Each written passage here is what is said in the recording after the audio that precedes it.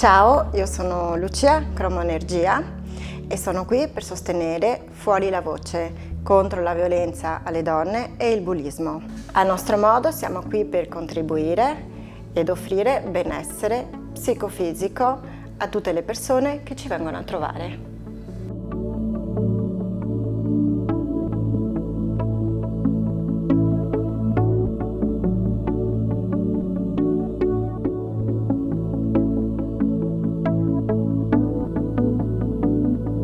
Fuori la voce.